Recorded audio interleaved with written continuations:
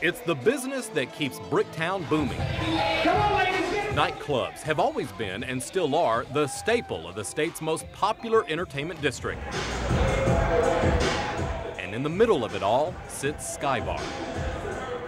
I've never been back. Tess Mack has hired a lawyer and plans to file a discrimination lawsuit against the nightclub.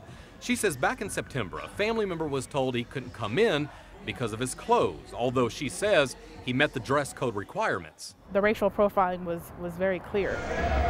So Tess asked the bouncer on duty for a manager. And then that's when he hit me with, well, you're being ghetto, you need to leave. I regained consciousness on the street. Speaking with us all the way from Miami. This was discrimination based on race.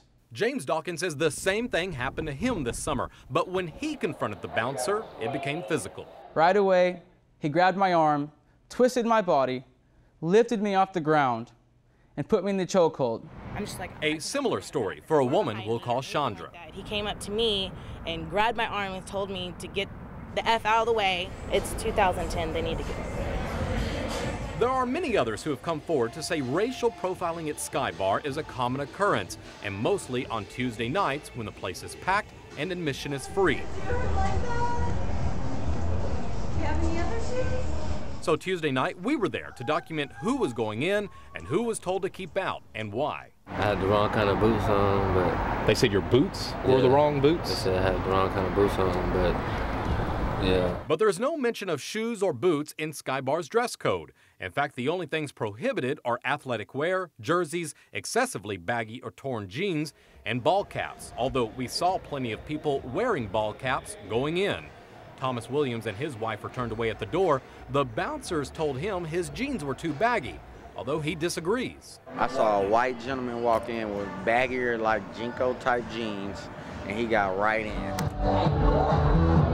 This is video taken from inside Skky Bar Tuesday night. It is a racially diverse crowd along with a racially diverse staff. But critics say there are more black people turned away at the door to prevent too many black people from getting in. In our time here, we never saw a white person being turned away. This patron, for example, was allowed in, wearing a white shirt and jeans.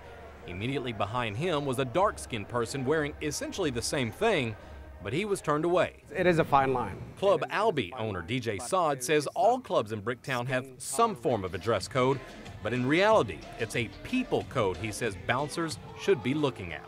It's not skin, color, race. It's about your entire demeanor. If you're mean and angry and you want to get in, most likely we're going to deny you service.